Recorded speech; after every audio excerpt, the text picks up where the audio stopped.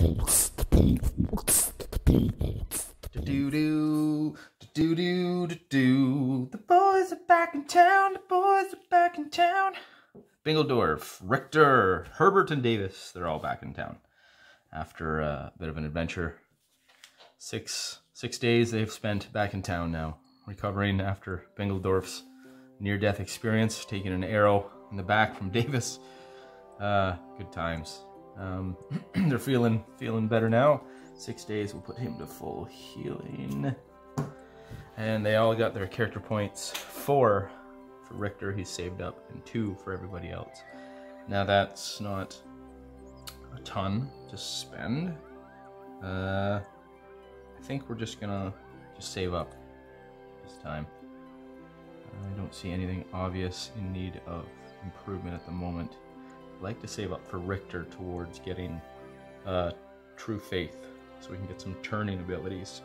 Start going down the cleric skill set path.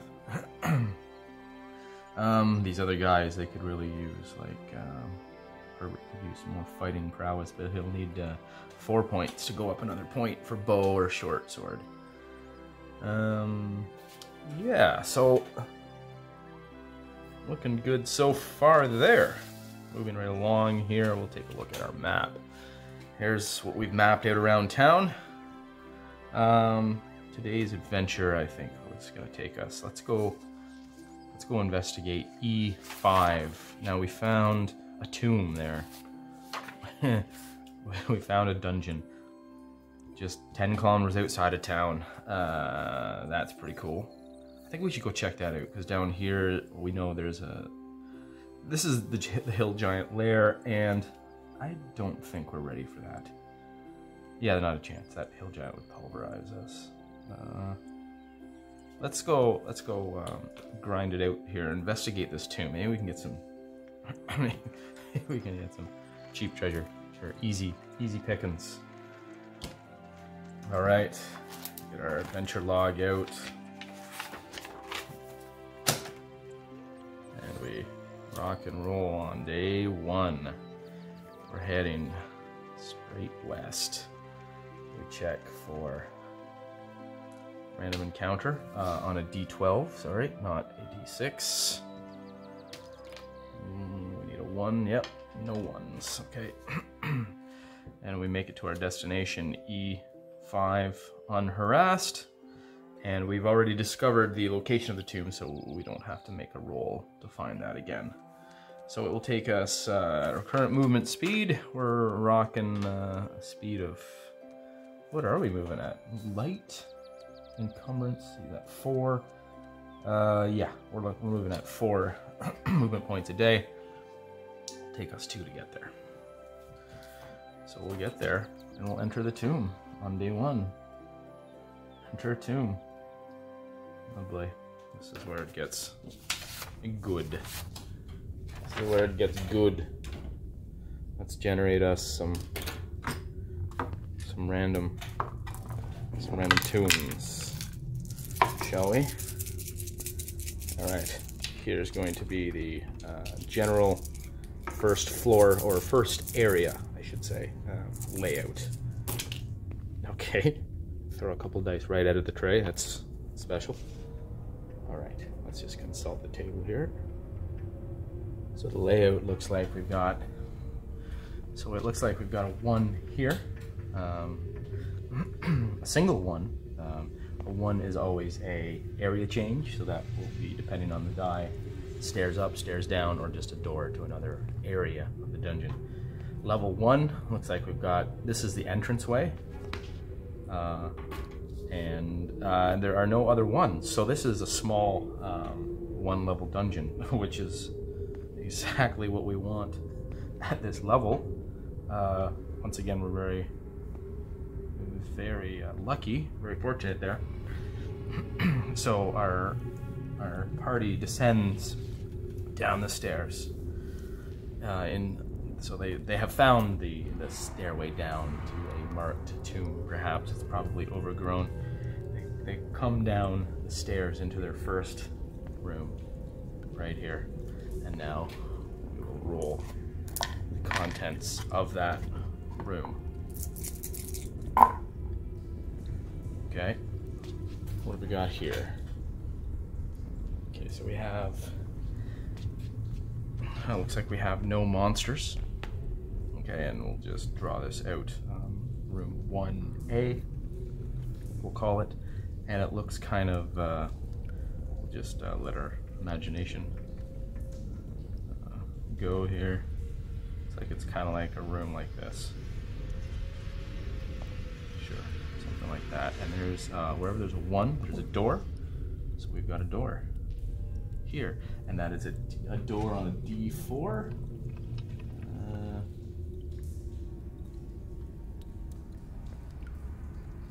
Okay. Some debris and trash here.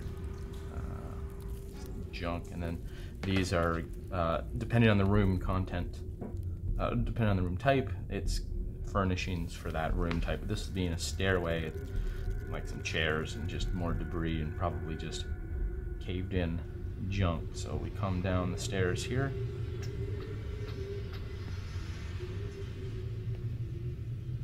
And that's what we see. No monsters, thankfully. And back to our layout. So we've got, we go in order. We're on a D10 die size. We'll probably see, so from a D10, we would see the next would be the D8, I guess, and the D10. So we would see actually this door leading to the D8 and this door leading to the D10. Actually, no, that's just, there's no other way to get to there. So there's a door to the west and a door, say, going to there, behind this debris in the corner. And then, yeah, okay, so this door will go to that. This door will go to that 7. And the top door will go to there. Our characters don't know what to expect. They'll light up a torch. Does anybody have a torch? Let's see here. Who's got a torch? I didn't write any torches down. I'll say that they've got an improvised torch, which is good for half an hour. Say they grab some sticks. So we'll be tracking that best we can. And good old Richter's got his sheep. He'll send his sheep ahead. The guys ask him to send his pet mutton maybe towards the door just to sniff things out. Check for traps. These guys aren't too good with traps. Okay. Let's say they decide, let's roll 1d3 to see where they want to go. They decide to go to this door here. They go to this door. They listen. Let's roll on the perception of our best guy. That's Richter, the dwarven cleric. He needs a 16 and he nails that by 10. Okay. I don't know what is there yet. So let's roll the next room, shall we? Let's go like this. Okay. So this goes to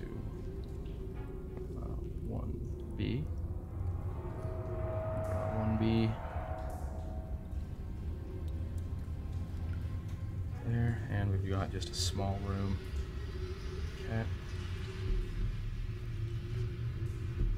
More or less like that. Our layout would indicate that it's actually down a bit of a hallway. So I'll draw that like that, actually. They listen behind the door. Is the door stuck? It is. It is on a 6. I believe it's locked.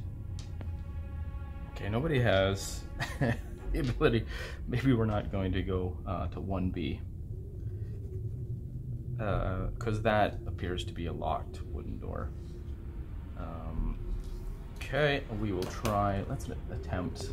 We've got a thief. We've got a guy, Davis, aspiring to be a thief. He's gonna roll on lock picking. No tools, additional -4. So yeah, he's got it's a hard skill, I believe. So it's, geez, 7, he's got like -12. Yeah, no, he can only get it on a 3 or 4. No, he's unable to open the lock. Okay, so they give up there and they check. They'll go to this door then next. Okay, that is simply stuck, that door. We just need a successful strength check. Strongest guy, Bingledorf the halfling, gives it a good shove. Yeah, he makes it by, okay, so he makes it by 3. Sorry, no, he makes it by 1. So it takes him a full turn to open that. Okay, 1 turn spent opening door, and every turn, every 3 turns we'll roll for random encounter. Okay, so we open the door to, we'll call this 1C. Okay, to 1C, and we'll generate that room. Let's see what it looks like. My dice here, okay. Oh shoot, I just kicked it down. I didn't listen at it. Rookie mistake, eh? And this, okay, there's a slight hallway. Yeah, nothing much, okay.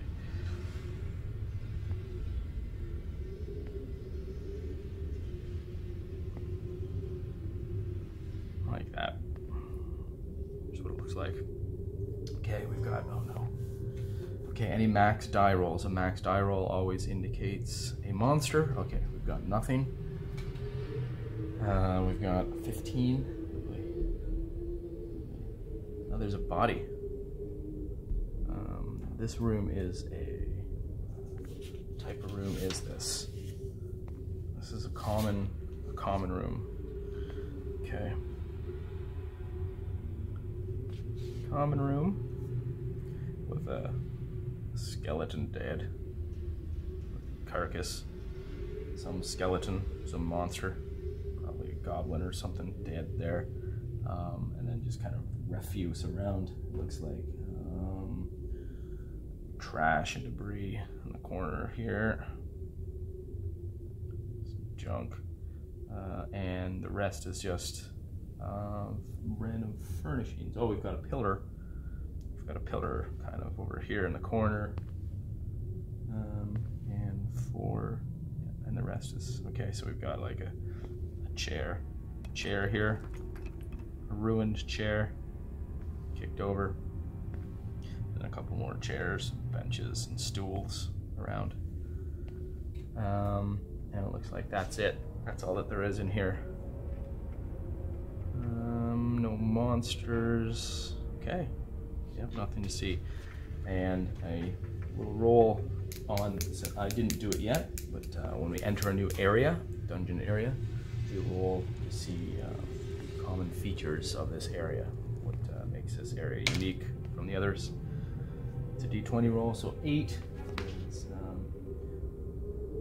There seems to be vents, or shafts, or drains connecting these, and they are modified by a roll of 1. With that, interesting. There's shafts that connect, maybe up high. There's up high holes in the wall that connect all the rooms so far, and mist spews out of them. Interesting. Tomb, and we'll put make a note of that. Shaft like Vents. Connect rooms.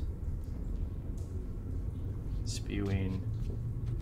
Strange mist. That's a little ominous. Alright, that's fine. Continue on. We'll go back. So I guess we'd spend a turn searching the room.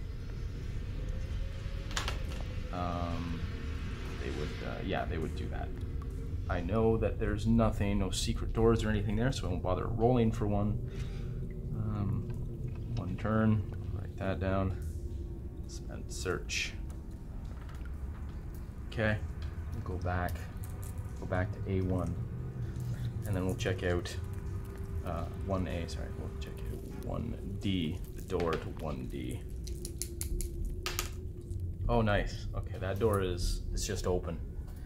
They can open that. Before we do, though, this time, we're gonna listen at the door. Okay, so we've got a 5, a 10, 10 under 16 perception. We win by 6. Let's see what's next door in 1D. So 1D is a it's a 7. What kind of room is that? That is a cistern. Oh, cool. Cistern room. Cistern / well in the room. Okay. Interesting. They listen at the door. What do they hear? I rolled. Okay. I've got a max die roll. They hear movement. There's a monster in there. We'll randomly see what we got in there. Okay, that's a rectangular room, and it's right off of the corner there. There's a rectangular room. We've got a baddie. Got a McBaddie right there. The door comes into the room like this, and we know that the door must connect to, okay, another door here. Okay, we've got G.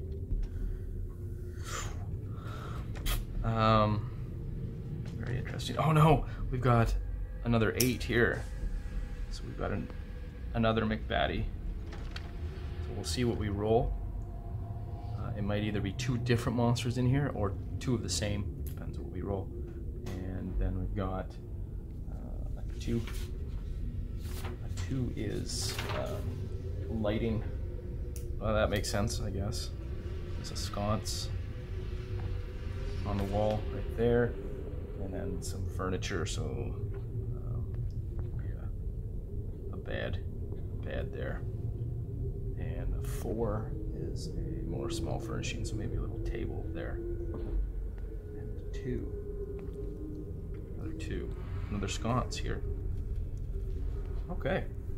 Interesting room we've got here, and this is a cistern well, we know, so we'll say that over here, this whole corner,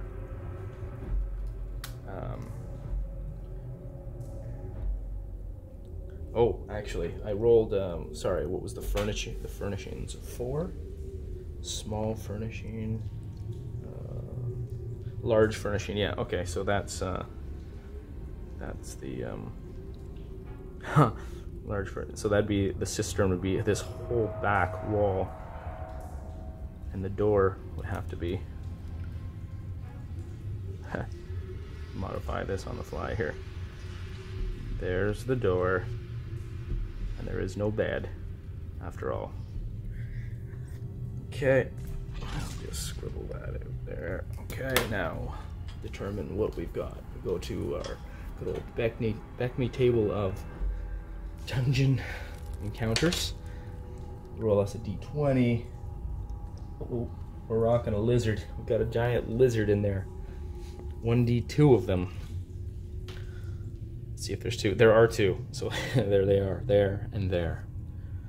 Okay. Oh noes. Oh noes. 2 giant lizard geckos. Okay, so we know that that's in there now.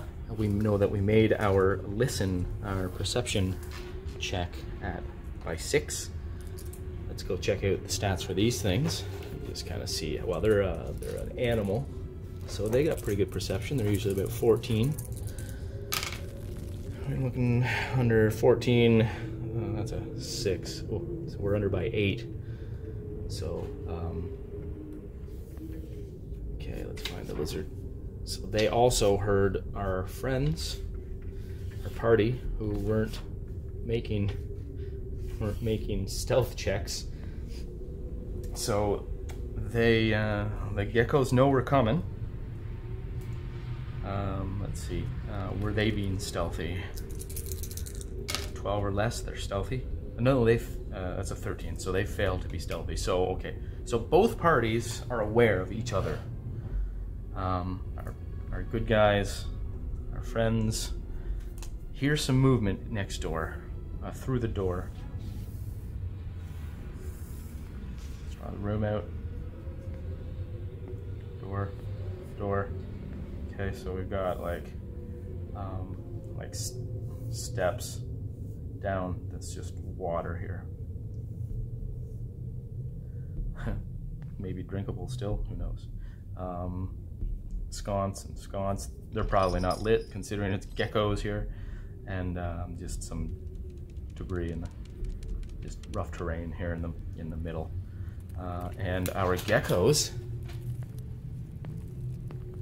are where were they? Yeah, yep, right there and there. There and there. Okay, our heroes' marching order is gonna look something like this. Okay, the door is open. Going to go in. How are they gonna go in? Oh boy. Just write out the stats for these guys quickly. Converting on the fly. Our gecko. What do we got for hit dice? Okay, so they're 30 HP each. Giant lizards. Armor class of 5, so we'll say they've got a DR of 2. It's like a leather. We've got a bite of 1d8. Okay. Attack bonus of +4, so there'll be a 14. Attack of 14. That's easy.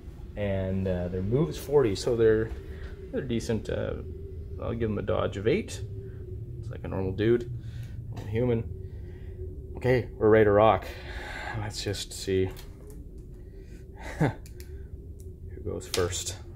They go first, so they get into position. 1, 2, 3. 1, 2, 3. They come up to the door as Bingledorf throws it open, and will he step in? He throws it open and steps in. What is he using? He's using a spear. He could, he throws open the door, yeah, and he can't attack this turn. So he steps forward. These guys, so this room would have been like this, I guess? Yeah. Like this. They give him some room to be able to step back. Throws open the door, steps in, they attack. Toward Bingledorf. Oh, there's a 16, a miss. And this guy attacks, that's a hit. Bingledorf will attempt to block. Throws up his shield, he's looking for a 10. He gets it. Yes, sirree, Bob. Uh-oh, no he doesn't. That's a 9, yes he does. Bingledorf blocks. These guys feel helpless, and what do? They were ready, so we have a couple archers with bows. They're gonna both target this guy. Actually, this guy could hit him. He could. Okay, they're both gonna target this guy. Let's say, let's step back to there. All right. That's a 6, so this guy hits, and Richter. Not Richter, sorry, Herbert. So we've got Herbert here with the short bow, I believe it is. Regular bow. And Davis has the short bow. Yeah, he missed. So we've got a hit from the short bow from Davis. Let's see if the gecko dodges. He does not. He takes short bow damage of, I believe it's thrust. That will be 1d6 minus 3. Oh, wow, 3 damage. The best I could have done. The thing takes it. It's got a DR of 2. So, takes 3 damage. He takes 1 damage, gets through, and then that's doubled to 2, so it's down to 28. Alright. Well, the first blood. Okay. And what have we got? Richter. What can Richter do? He's got a mace. Well, these guys are going to have minuses to hit because of the short Bingledorf in the front, but he's still hit with that hit. Okay, next turn. See who's up first. I love re-rolling every turn as the tide turns each round. I think that's fun. So this, we win. The good guys win, so... Jeez. He steps back. Bingledorf steps back. Hopefully letting the things follow. Everybody's going to hold, since we have initiative, and wait to see what they do. I will check morale, see what these things do. 8. Giant gecko, a morale of 7. Sorry, I rolled a 6. They have a morale of 7. That's enough to tell me that they are not afraid, so they do indeed follow him in. They so one steps in the room, the other one, and they both go after Bingledorf, being single-minded animals. Sure, we'll say that. Number 3. Okay, I'll just make a note of who's been, which is which here. 4 got hit. 3 has not been hit yet. Okay, they step in and go to attack Bingledorf. Now that's where all of our guys will interrupt because we have the initiative. Mace in hand, Richter lets loose. Brings down the mace on the head of number 4 there. He's got a 12. He's got a mace of 10. He missed. He missed. Okay, can't do much about that. The other 2 draw their arrows. Bingledorf, he'll stab the one that's been the one that's got an arrow in him. Right here. Here comes a spear attack. That's 11 on spear of 11. He hits. The giant gecko attempts to step aside and gets skewered. Gets skewered by the small halfling shoe shiner, who no longer uses his shoe shining rag as a garret. He's rocking a spear. It's a thrust for 2 damage plus 2. He's using it one-handed. It's 4 damage. DR of 2 down to 2, and then double because of impaling. So it's back up to 4 damage inflicted there. Okay, that thing's down to 22. Now it attacks Bingledorf, and it has a -4 to attack because it has been stabbed. Oh, that's great. That just... he missed. That helped. This one's fresh. It attacks Bingledorf. I should be trying to inflict damage on both to give them negatives. And that is a miss as well. They need 14s to hit. Wow, we're getting lucky. So far, no damage. No damage dealt. Okay. Next round. Uh-oh, they go first. Switch these. Going forward. The the geckos thrash about. 5-foot-long geckos are carnivorous and hunt halfling-sized or smaller creatures. That makes sense why they're going for Bingledorf. This guy will attack Bingledorf again. Who did I say is going first? I think it's going first. And this one will have its choice. It's gonna go for Richter. The well-armored Richter, actually, so that's good. Okay, here's the attack on Bingledorf from the uninjured one. That's a hit. Bingledorf throws up his shield. He's got a 10 or less for a shield. He blocks it. Amazing. A little halfling. Tough as nails, that little lad. Highest hit points here, too, easily, from our gang. And this one attacking the dwarf, the stout dwarf. 13. Barely a hit. Dwarf tries to block with his medium shield. He's a 10 or less. He blocks. Look at that. That's a critical. Nope, not quite. Not quite. Easy block. Okay. What can we do? He has to ready his weapon. These guys knock the arrows. And next turn, all three will pummel number 4 there. Okay, who's up? We go first. Let's just pound on them. We're not gonna wait or anything.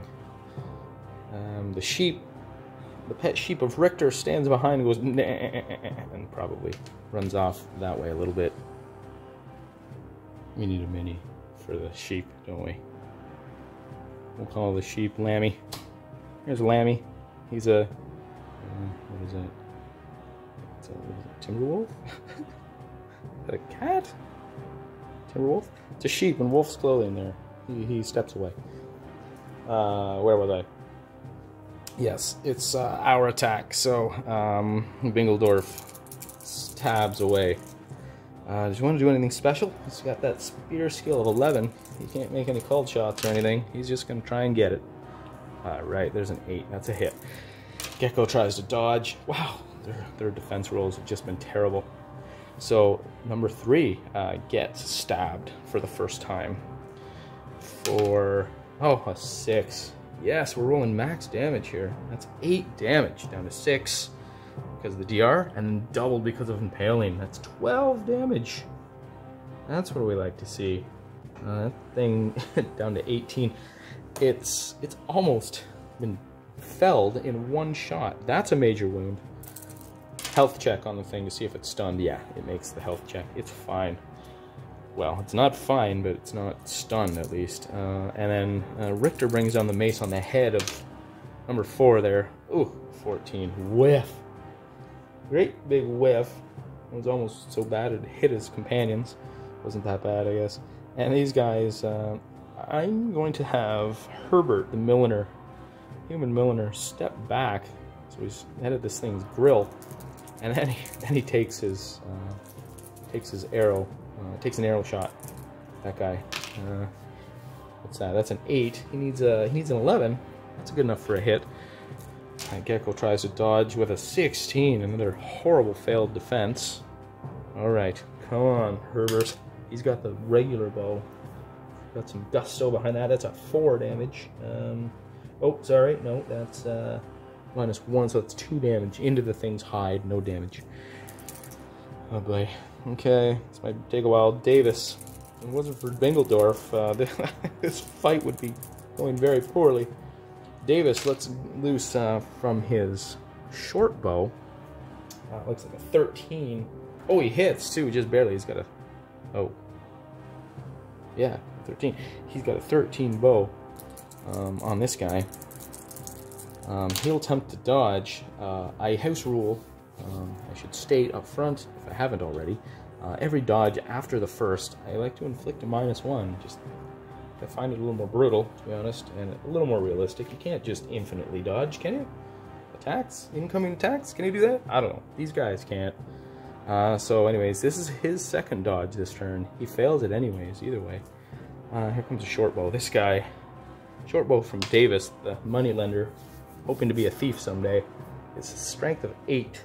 Lands him a, yeah, oh boy, that's a -2 damage, so can't do less than 1 damage. It goes into the thing's hide, inflicting 0 damage.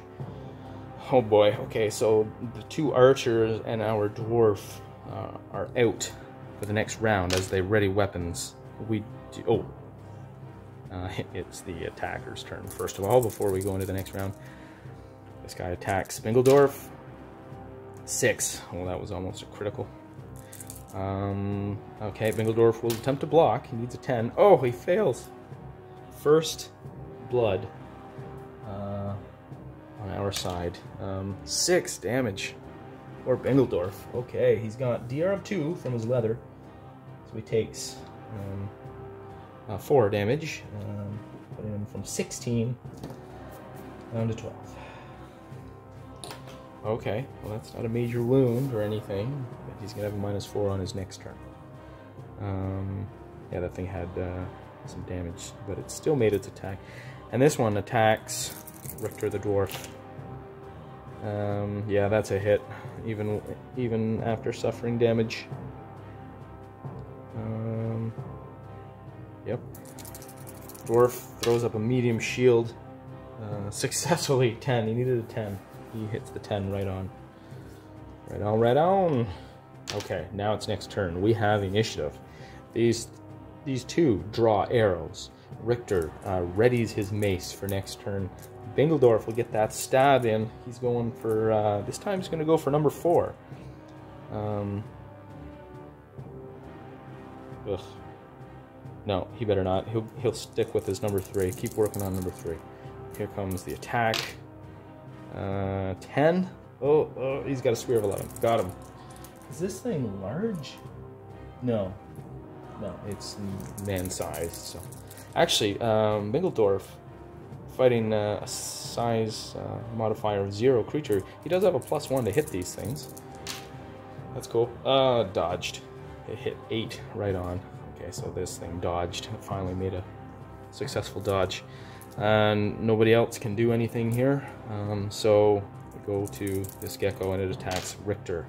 Successfully. Richter throws up his shield. Successfully. That is a 9. He needed a 10. Next round. Moving right along here. Okay. They have the initiative. The number 3 attacks Bingledorf again. Nothing special about its attack. Just biting torsos. Trying to eat that yummy halfling. They might be eyeing that sheep in the back. I don't know. Is that terrible? The sheep sounds. Okay, so that's a hit on the halfling. He's got a small shield. Yeah, that's good for a block. Excellent. This thing attacks. Let's give him a choice. 1 to 3. Yeah, this thing turns and attacks the halfling. Halfling looks tasty. Why not? That's a hit. Halfling. He's already blocked. He's gonna try to. Oh shoot! He can step away. He's gonna step back and attempt to dodge. That'll land him a +3, so he's got a 12 or less to dodge. Yeah, and he does so. Because he's got that spear. He can reach these things anyways. Okay. And the thing does have the option to follow him. If it hasn't moved, and I'm going to say it does. Yeah, it follows the tasty treat of the halfling as he steps away going, trying to dodge. Okay, it's our turn. Now everybody... No, Richter's back for a strike. These guys knock their arrows. Bingledorf stabs the one in his face. The one that's right up in his face. He's got a 10 there. That's a hit. He tries to dodge the gecko. Failure to dodge on the geckos. Roll there. Oh, that's a sad 3 damage. So that's the 2 impaling damage on gecko number 4 there. So he's down to 20. Give him -2 at least on his attack. Richter. Ugh. What is Richter going to do? He'll step in. He'll step in here. Oh boy. That might be... Okay. He's going to go for... actually, he'll try and hit this one. Whack. He does so. He brings down the mace. Brings down that holy retribution. And it fails to dodge. Here comes a mace club to the face on the gecko. 4 damage. It's a swing. +1, +2 for the mace. That's 7 damage to the thing. It's DR. Soaks up 2. Takes 5 damage. That one is down to 13. And that one is half dead. I'm going to make a... Okay, these guys are ready to shoot next turn. I'm going to make a morale check for this one. That's 8. Morale of 7. Yeah, these things aren't bloodlust or nothing. This thing's hurt enough that it's going to try to run. Who goes first? The party goes first. Tie goes to the winners. It's going to try to... So he clubs it, and he sees it kind of rear, and looked a little dazed. it's not looking like fighting anymore. He readies his weapon this turn. These guys get to shoot. They fire on this one, because this one doesn't look like it's as much of a menace at the moment, because it looks like he's turning to run. Or would they have that information yet? Probably thinking this one's close to death, so they should work on it. Let's roll to see who Herbert, the milliner, slash fighter, hits. Okay, he's going to attack number 4. Big whiff. That's a 16. It's not a critical fail, but close. And Davis, the thief, he needs a, what does he need? A 13. He hits a 13 on, who did he hit? He shot this one. 13 hit, incoming hit on this guy, and he misses his dodge. Takes. Nice, there's some damage. Not enough though. That's 2 damage into the hide. Davis is just too weak to do any damage. Wow, that strength of 8 is really hurting him. Okay. Bingledorf hasn't attacked yet, has he? He steps up with the spear. That's good for an 11. Yep, that hits. On number 4, it tries to dodge. It fails with a 12. There's another spear stab. This thing is just getting fed the end of that spear. So that's 6 damage to it. DR soaks 2, 4, and then doubled to 8. Ouch. Thing's down to 12. They're both beyond half dead. Okay. It's their turn. Roll reaction. Okay, this one's going to stay and fight. This one had decided, I had already rolled, it's running. 1, 2, 3, 4. Yeah, 4. Nope, 5. 5. Runs back in the room, tries to get away. New initiative. Next round. We go first. He readies his weapon. These guys draw arrows. Bingledorf takes his spear and jabs it. Oh, very nice roll. 15. Or a 5. Tries to dodge. Oh, just bare. Oh no, that's a big miss. Okay. Bingledorf lands another spear. Bingledorf is the star of this party, I would say. That spear shield combo is hard to beat. And he's got that strength. It's just 14 strength. It's hard to beat. So that's what do we got here. That's plus 2 to damage. So that's 5 damage. DR soaks 2 of it. 3, 6. Okay. That thing's down to 6 damage. It will try to attack. It will try to eat Bingledorf. It's got a -4. It's been beat up so bad.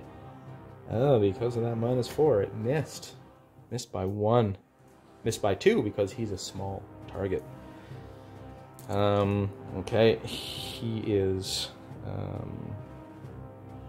ready to attack. Richter brings down the mace. That is a 9. That's a hit. The thing tries to dodge.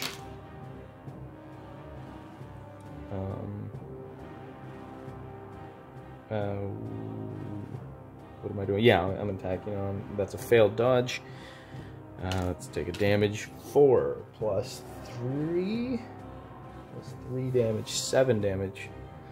That's 5. Gets through. Wow.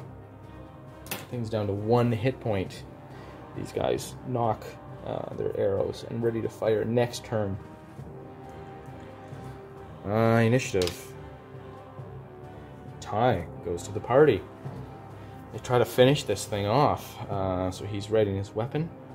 These guys are ready to fire, but they hold and they wait for Bingledorf. He'll stab successfully. Gecko fails its dodge again. As long as he doesn't roll less than 1. Yeah, he just skewers that thing for another 12 damage. Killing it. Yes, success. Kill a giant gecko. And this thing has gone probably down into the water. These things would have probably a way in through the ceiling. up to the surface. It's not trying to run away out of the room yet. It's just back in its lair, we'll say. It's had a turn to recover from its wounds. I'll re-roll morale. Oh, I was gonna say, if it's close to making its morale, if it's close to failing, it just saw its mate die. I don't know if it's that smart, but it aced its morale, so now it's just angry.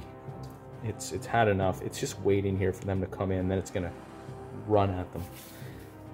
Okay, so he attacked, and these guys have their turn. His mace is ready. One, he's got a move of 4. 2, 3, 4. He comes in the room. These guys each move. Okay, he's got to move 5. 1, 2, 3, 4, 5. 1, 2, 3, 4.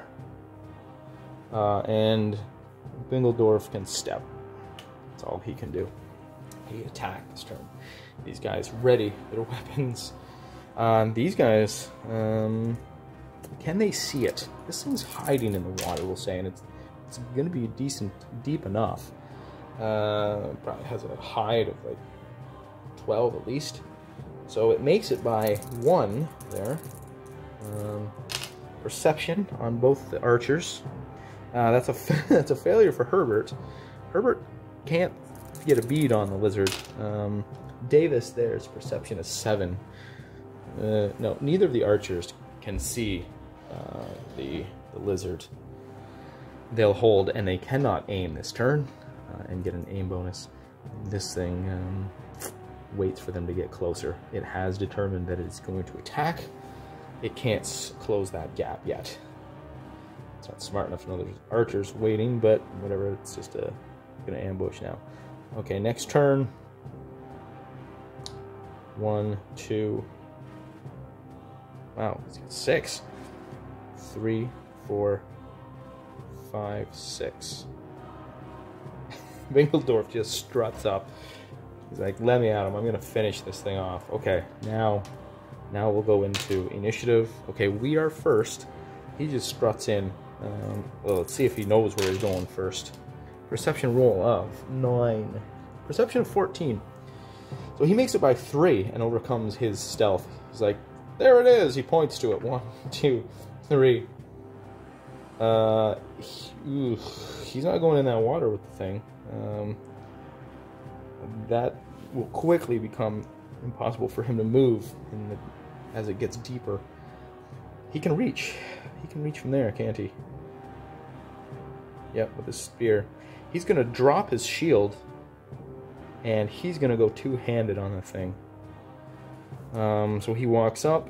We have initiative. He stabs the thing, points it out to everybody else, so these guys can shoot as well. So he'll step to the side so we can see. Here comes the spear strike. Two-handed, so it'll be an additional +1 damage. It's 11. That's a hit. Thing tries to dodge. Jaw just failed. Needed an 8. It was a 10. Here comes a little extra damage on that spear strike. Oh, another 6. Bingledorf, you're a monster. That's 9 damage. -2 from DR. -7. And then doubled to 14. He sticks it. It has 13 hit points left. Bingledorf just walks up like a champ, drops his shield, puts 2 hands on the spear, and just skewers this thing. Runs it through, dead. It drops. And nobody even took... Oh, Bingledorf got bit for 4 damage. Wow. Perfect. Okay, that was textbook execution. That's good for a character point. I often award 2 character points if it was particularly deadly fight, but that was not. And do these things have any treasure? Wandering monsters? Yes, sir, they do. Not much. It's a U. Treasure type U. So using the, you can use whatever rule set you want, make up your own. I haven't bothered to make up my own tables for this kind of stuff yet, so I like using the Beckme stuff. Little rule encyclopedia. So treasure type U on Wandering Monsters. let's see what we got here. These things have been hoarding some shiny things. That's kind of cool. 10% chance of copper pieces. No. 10% chance of silver pieces. No. I should roll twice for both of them. Nope. 5% chance of gold pieces. Ah, there we go.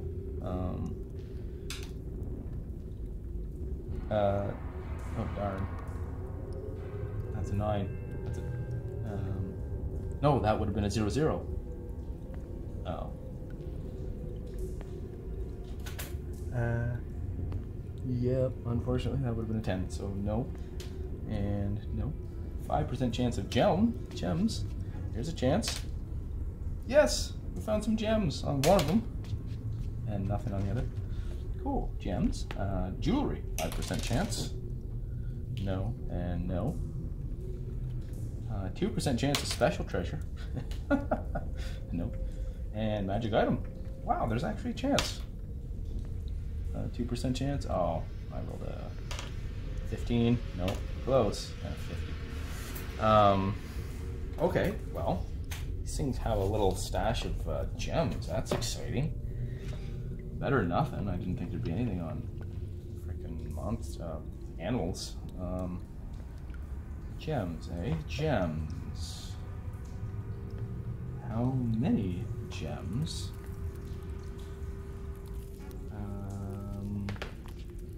It says 1d2. 2. Cool. Okay. I've got 50. So we find a $1,000 opal. Oh man. 1,000. It's 1,000 gold opal. Hot diggity. And 37. 500 gold aquamarine. 500 GP. Aquamarine. Oh, no. No, those are silver plated pieces, alright. That's a house rule. Okay. Yeah, gold pieces, that'd be 10,000 GURPS dollars. That'd be slick. Okay, but yeah, 1,500 gold, silver pieces. Not bad. Not bad at all. All right. Very successful. Okay. Lammy in the party? Lammy? I'm not in love with that name. We'll go with that until we think of something better. They regroup. Pick up some arrows, perhaps. Yeah, that's garbage. I'm not into being able to pick up arrows. That's for wimps. We lose arrows, so we shot 4 and 3. So we're down to 16 arrows for 16 arrows for Davis, and 3 arrows for Herbert. I think it was something like that. We'll go with that. Maybe they recovered one. I don't know. My math is off. We'll explain it away. Okay, so here we are in 1D. Wow. Okay, what was that? That was the cistern.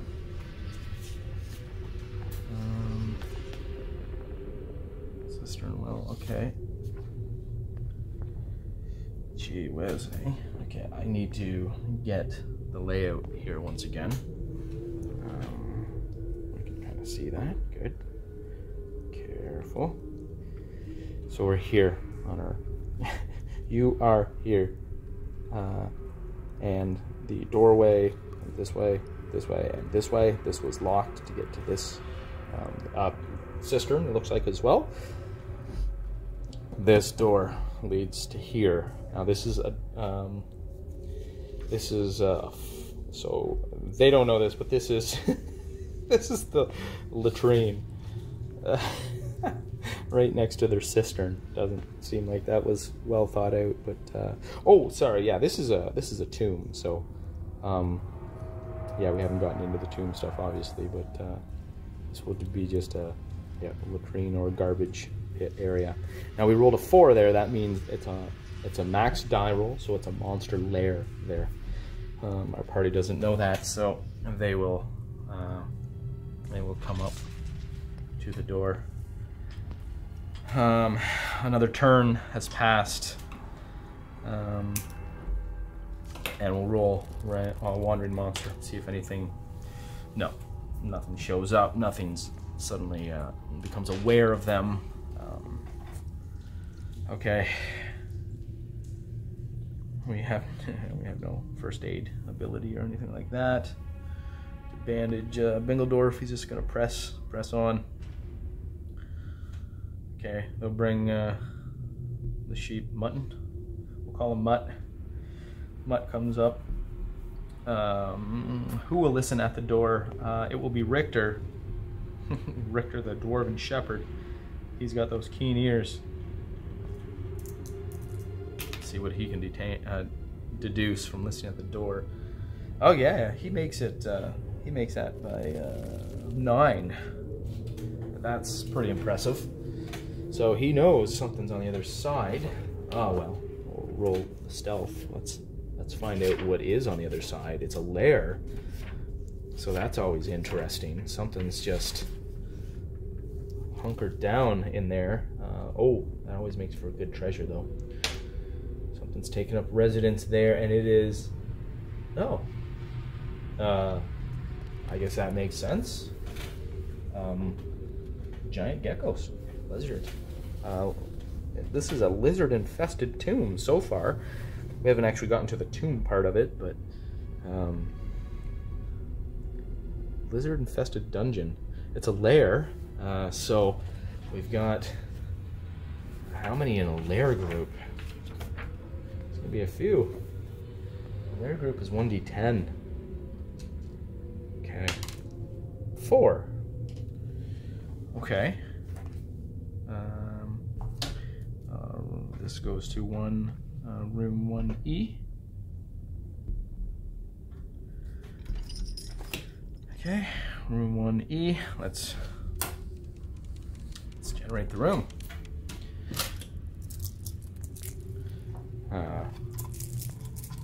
Well, I'll just kick everybody out aside here.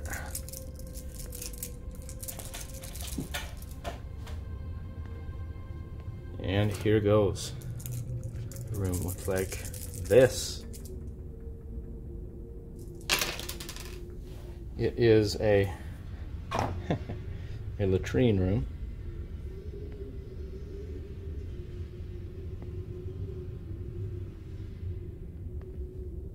Okay, can't quite see all those dice there. Move that up a bit. So the room is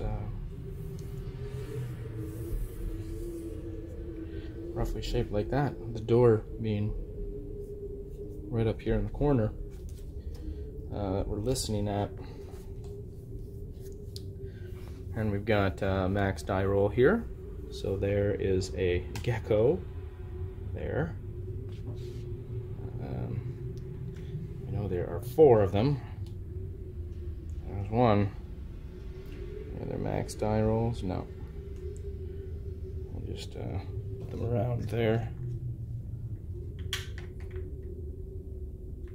Oh, that one looks ferocious, doesn't he? I'll just swap him out. 1, 2, 3, 4. Okay, let's put them kind of in a group. We can roll randomly just to get an idea of their current disposition, perhaps.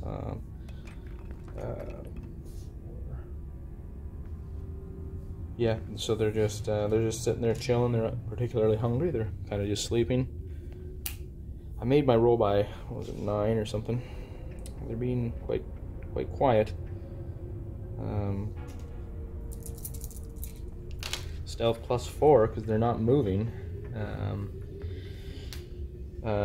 So stealth of 12.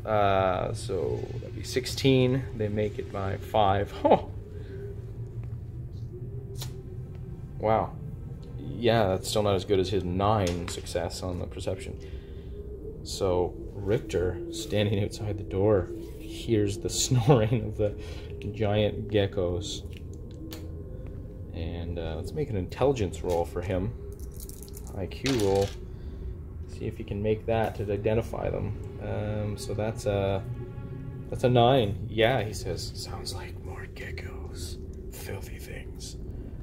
He made it by 1, so I'll say he's able to ascertain that there are more than 1.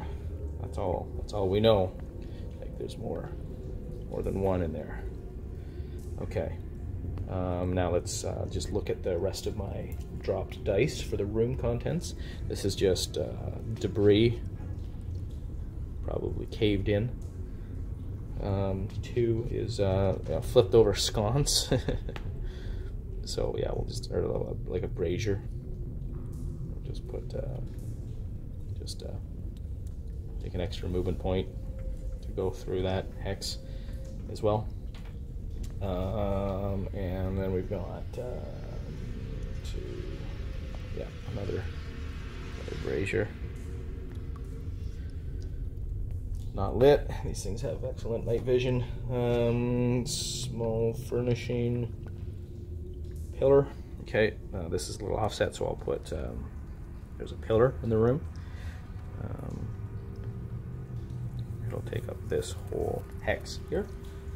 And what do we got here? A 10. That's another small for. Okay, so we've got the 2 latrine positions here. We'll just draw like a toilet kind of looking. So a couple holes, and then it looks like our overall map. Actually, no, this is the end of the line. My mistake. This room does not connect to the D20. Carefully bring this over. D20. Let's see, we're in here. This would be the next obvious connected room, but I tried to make the happy path, the flow through here, go by die size. So I would say these D12s, this would be a passage probably to the 20-sider, from the D12 to 20. D4 to D20, not so much. Okay, so this is dead end. This is a good spot for a gecko lair. It makes sense. Ecological dungeon sense to me. What about that door? What do we got? It's stuck. Not locked. It's stuck. That ruins their element of surprise, now doesn't it? Okay. Bingledorf, step up. Put his shoulder into it. Say, oh, yeah, he makes it by. Okay, so it takes him a few bashes, but he's able to get that open. In the meantime, these things wake up, and let's check their new, yeah, let's check their morale. Let's just do a morale check, see if they, 7, okay. They just barely made their morale, so that tells me that they're kind of indifferent. They wake up and they kind of just scatter. They're not really sure what's going on. Okay. The door is loose. What do they want to do? Well, they've come this far. They've decided they want to investigate it. He throws the door open and looks. That's his turn. He sees the 4. Oh, well, no, not necessarily. Torchlight spews in. It's not an automatic. Let's see. Perception of 14 on Bingledorf. Yeah, he makes it by 4. We'll say that's enough to see these 3 anyways. This one's probably behind the door as it swings open. Okay, he shuts the door. Tells the friends, the party members, okay, we've got 3. Just want to do this, and do they want to do this? I think they do. They're feeling pretty. Oh, 30 hit points though each. Wow, that's okay. We gotta fight smarter. Okay, we're gonna do this, but we're gonna do it this way. We're going to choke point the door. The archers, okay, so Bingledorf kneels with his shield up, throws the door open, and the archers aim and shoot for this one. How's that sound? That sounds pretty good. We're not gonna take on 4 toe-to-toe like we did, like we got away with last time. So we got, what's our ranges? 1, 2, 3, 4, 5, 6, 7. 7 hex range. That's a -3 to hit. Okay, -3. They will take a turn to aim, giving them +1. What do these things do? Do they want to do anything? No, they fail their morale check, so they're not gonna just go charging. They're just looking at the newcomers, and probably backing away a bit. Yeah. With that roll, they back away. That's 8. Yeah, that's still. Oh no, that's -4 to hit now. Okay. Archers, fire on number 3.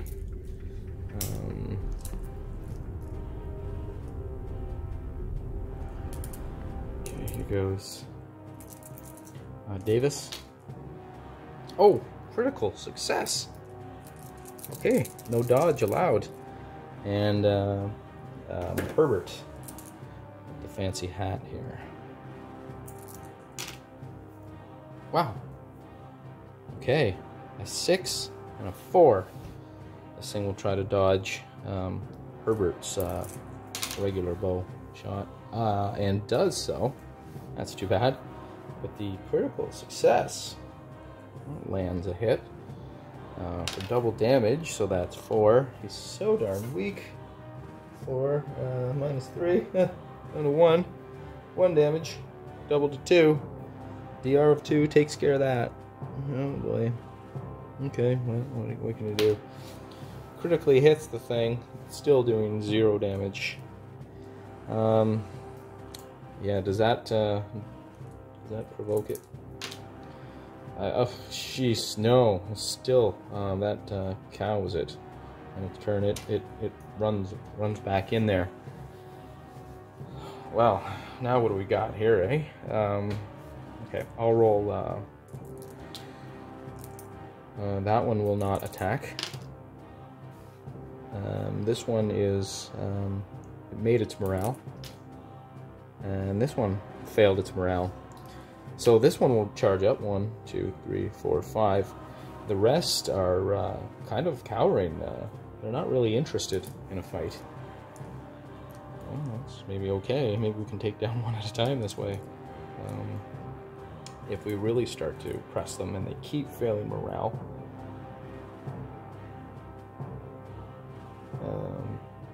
Actually, no, we're in their territory. They're gonna fight by default. My mistake. They don't make morale until they're okay. They all move up.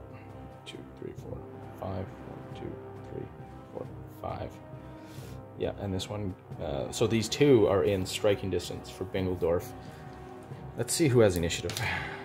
Us, the good guys. Bingledorf goes for 1. How about number 1? We'll start with 1. That's a 9. That's a hit. The thing tries to dodge, fails miserably. He's got his shield back in hand. So Bingledorf with the 6 again. Max damage. That's 8 down to 6, double to 12 damage inflicted. Lovely. Thing's almost half dead. That thing takes such a mighty blow, and it critically fails its stun check. Wow. Yeah, that thing is stunned and laying on the ground, slobbering. Not much these boys can do. These guys draw more arrows. Sorry, these 2 draw arrows. Richter is ready with his mace, but he can't reach anything. This one will step and attack Bingledorf. That's a hit. Bingledorf try to use his shield. And that's good for a block. would it be, buddy? That Bingledorf. I don't know. Bets are on Bingledorf making it out of here alive. Even though he's the one who is in the front, keeps taking the damage. Tough as iron, that little lad. Okay, so party has initiative. These guys knock their arrows. Now Richter can get a shot in on this thing since it's stepped up. No, he can't. It stepped up to... Yeah, it's on the other side of the wall from Richter. Unfortunate. Okay. Bingledorf's not going in there. We'll just wait. Bingledorf makes another strike. That's a 15. That's a failed shot. Failed stab at this one. This one tries to munch Bingledorf. A bite out of that halfling. Bingledorf, that's a hit. Bingledorf will block with a 10. Perfect. Made it. And next turn, the archers are ready. The lizards go first. We'll pile up. 1, 2, 3, 4, 5. Okay, takes him forever. Double move on that. The movement to move on that debris. Oh yes, and the one that's been stunned. See if he can snap out of it. No, he's still stunned on the ground, unable to attack. Bingledorf will... I'll go for the one in his face. That's a miss. And nobody else... Oh, the archers will go for number 4 as well. So here's Davis with the short bow. 9. That's a hit. Tries to dodge. Fails. 4. 1 damage. Yeah, is there even point in shooting with that? Could I even do damage with a dagger? No. Another +1. Wow. Davis is just ineffective against TR2. Herbert, the Milliner, with his regular bow. Oh boy, that's another. Oh boy, that's a critical fail. And that he puts it into the back of Bingledorf somehow. Oh boy, not again. For 2 damage. That's 2 minus 2 because of his weak strength. Thrust +1. Okay, so, oh, phew. Okay, so he plunks a regular bow arrow at point blank range right into the back of Bingledorf, right in front of him, and into his armor for 1 damage. He has DR of 2, no damage taken. Thanks a lot, archers. Wow, more ineffective archery. Okay, this thing attacks Bingledorf, tries to eat him. That's good for a hit. Bingledorf will block, needs a 10. He rolls an 11. Oh no! He gets chomped. We've been very fortunate up until now. Chomped for 3 damage, so his DR takes 2 of that. He takes 1 damage. Okay, he's down. Bingledorf. Bingledorf is down to 11 from 16. Initiative, I guess. They go first.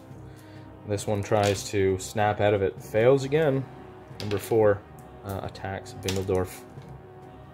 Yeah. 12 is a hit. Bingledorf attempts to block. Yeah, he's good on that one. And nobody else can... this one can move in and attack Bingledorf as well. Bingledorf will attempt to parry that. He needs a 10 on the parry. 12. Oh no. Oh no. Bingledorf. 7 damage. Oh no. He takes another 5 damage. It's down to 6. Oh crap. Oh no. Okay, he is okay. That changes everything.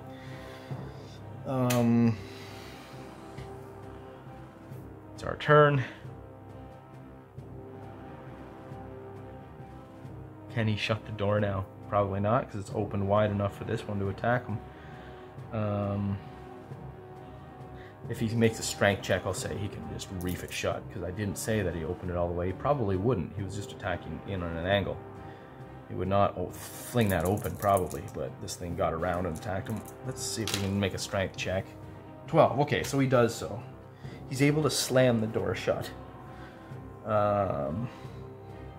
These things being lizards, they can't exactly open the door. I think that's our saving grace right there. We slam the door shut. Slam. Make a note here. Slam door and retreat. Okay, I think we're gonna head back to town. This is an old school dungeon delving fashion. Once we start getting our front line man down that low, we gotta just back out. We're in a good place to do so now. We're not trapped. So we shut the door, we back out. These things scratch and hiss on the other side of the door. But they can't really, it'll take them a while to get through that, so we can certainly get away. If they go to the extremes of tearing down the door, we can still run for it before they get through. On the way out, we've got to roll random monster. Ah, and we find one. Oh no. Okay. We turn to run and we go back, and at the entrance we are greeted. Oh boy. Let's roll on the Dungeon Wandering Monster chart here again. Run and wounded. The marching order would be, actually, probably Richter would take up the front now, with Bingledorf behind him, because he does have the reach, followed by the archers. We're running down the hallway, and we come up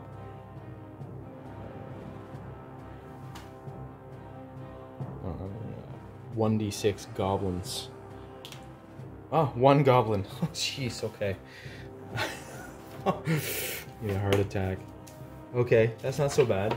Okay, so we're coming back through the hallways towards the stairs, the entry room, and we find a single goblin has come down the stairs, snooping around.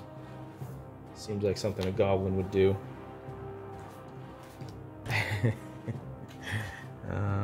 And then back in A1, sorry, 1A, one goblin. That's hilarious. Okay, he's got an HP of 8. Yep. Let's see, an HP of 8. Attack 12, 11. Sorry. He does 1d6 damage. The goblin has armor class 6. We'll give him a. He's got a decent dodge though. Give him a dodge of 8, 9. Okay, we run up. Oh, we both rolled a 1.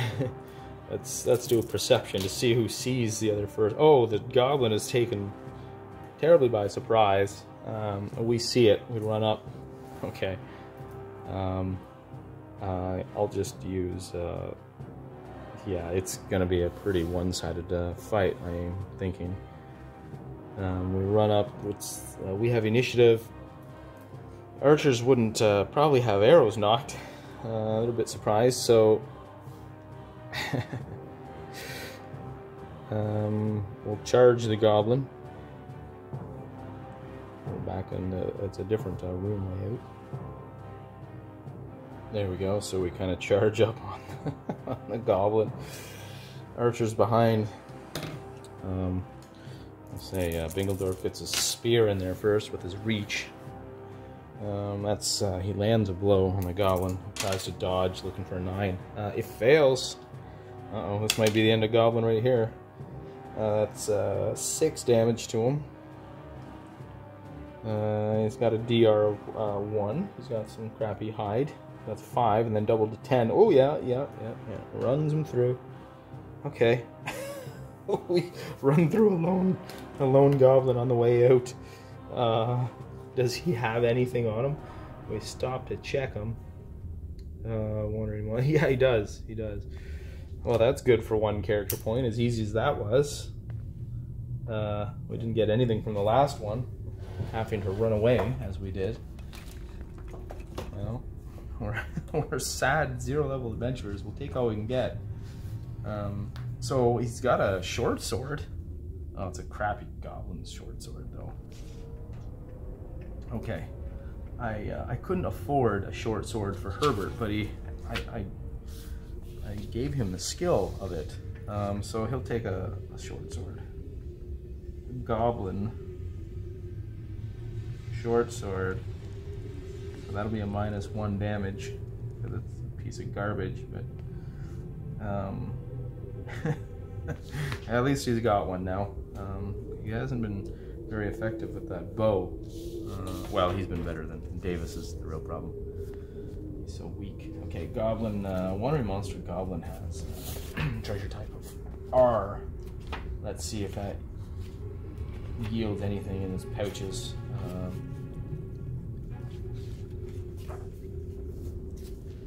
A single goblin we just mob. Gotta love that. 100% chance. 2d6 electrum pieces. What? I like these rules. Okay, so the party gets 11 EP. Wow, goblins helping. Nah, that's it. Yeah, okay, sure. That makes sense. Oh, he's got a little pouch with 11 EP in it. What is that? 55 silver, I believe. Do the conversion back in town. Okay, and that is it for the dungeon. We are able to exit. Oh boy, this is why we play. What a good time. I love this freaking game. So we're up, we're out. It would be getting on to evening, so because it took us half a day to get here. Actually, we could make it home. We probably spent an hour or so in there, maybe an hour, maybe 2. It only took 2 movement. No, it took 3 movement of 4 to get there. So that took most of the day. Okay, we're gonna be stuck making camp. Or we could return. Yeah, we can make camp. We've cleared here. It's not that risky. Let's just risk it. Okay, good. No night encounter. We make camp.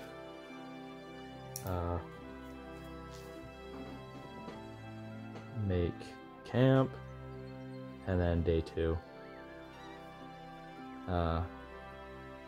Head home, and we can do that trek in 1 day. And we get home, and we will stay at home for. I need to heal 10 hit points. So that's it's I guess the GURPS rules. If you make a health roll after a day of rest and proper eating, you can make a health roll to gain a hit point. But I just say if they're in the safe confines of the town, it's automatic. 1 hit point per day. So we'll put Bingledorf back up to full, thus forcing us to spend 10 days. Spend 10 days, sorry, just resting at home. Yeah, well, that's pretty fun. Let's take a look at this treasure we got.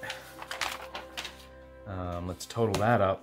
So there's the end of our adventure. We got 1, 2. That was the end of the adventure.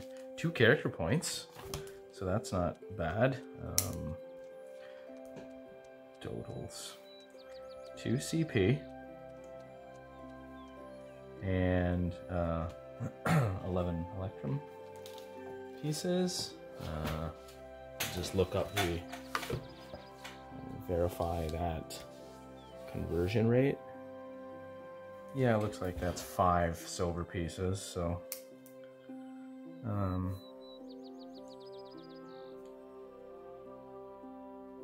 so 5 times 11 is 55 silver pieces there. 55. Oh yeah, nice. 1555. 1555 silver pieces gained. Whoa, yes. One person could afford a horse with that. It's not a lot. Let's grab our book here. Actually, first of all, it'd be nice to add character points to these guys. So Richter is up to 6. His total is 12. He's almost hit. Everybody is at 12, sorry. It's 12, 4. 12/4 now. Once we hit 20 character points, that's equals a level, roughly a D&D level. It's kind of fun to just. I don't care for the D&D level up method, where when you level up you get another few hit points, another hit die. I like how we can customize these guys in a very detailed manner. Yet I do like the milestone of hitting a level. I think that's kind of fun too. So I like to get the best of both worlds. So anyway, so we're still level 0. Write that in for everybody there still. And 4, 6. Sorry, he's got 6 character points now. I think at this time we should maybe look into buying some more armor.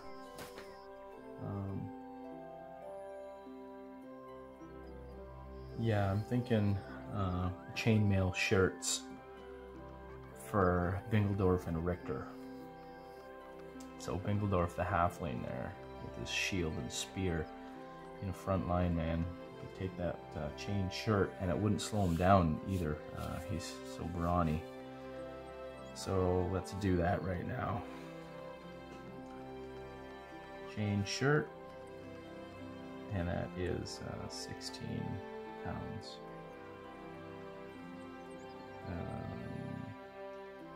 Yeah, that's $150. So I'll spend $300. Who's gonna carry the money? Well, we'll say we leave it at home.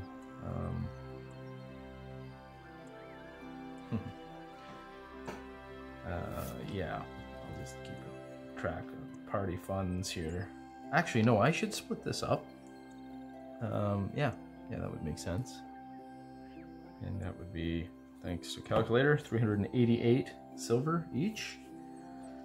So 398, 398, 408. These guys had a little money. Yeah, 409. Give an extra. There's one extra.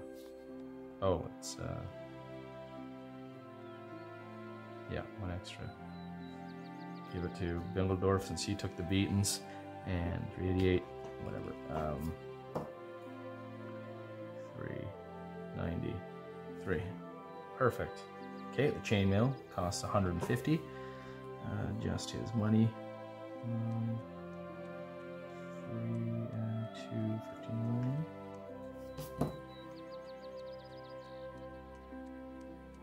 And 143 for him. Okay. So that's going to be way better. Chain shirt 16.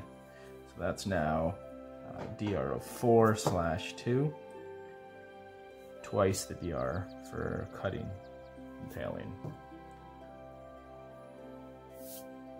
Wonderful.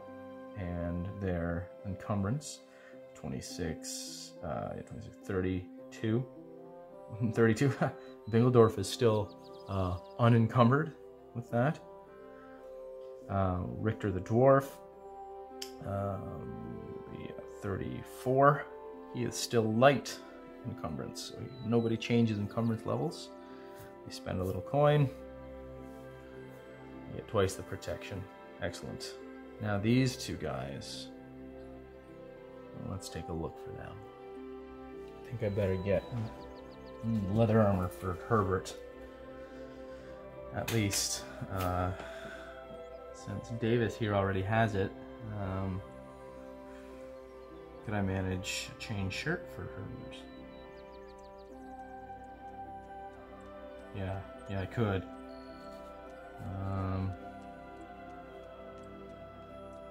That'd slow him down a little bit. Put him down to 4, eh? Move him to 4. We're already moving 4 because of these two, so why not? Okay, we'll go chain shirt for Herbert. 16 pounds, 4-2. So he's got some protection. He could get in there and mess things up now. He's got that short sword, goblin short sword. That's not great. Knows how to use it. Maybe I should just buy him a... Oh, short sword is 400 bucks. Yeah, not so good. Oh, okay, it's not going to be -1 swing. Yes, it will be.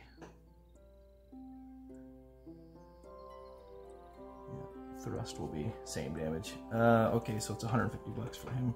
Okay, so I guess that's it.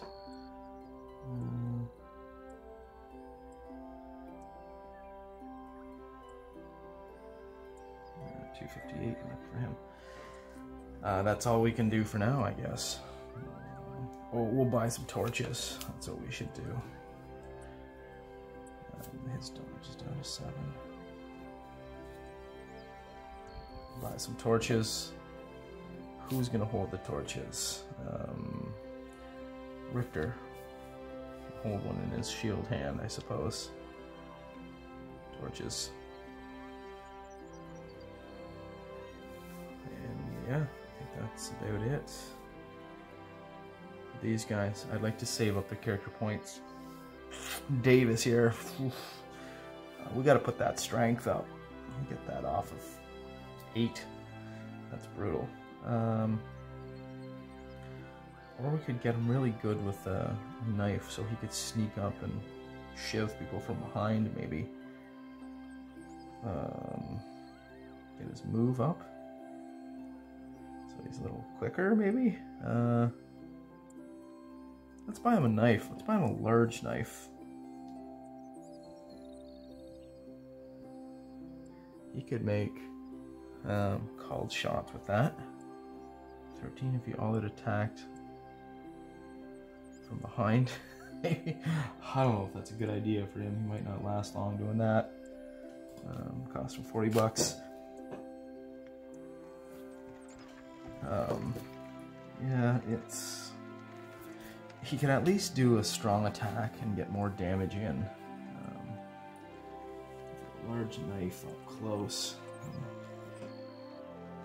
I'll do it. I'll give him the option at least. Yeah, okay. I think that's all we're gonna be able to pull off here. Okay.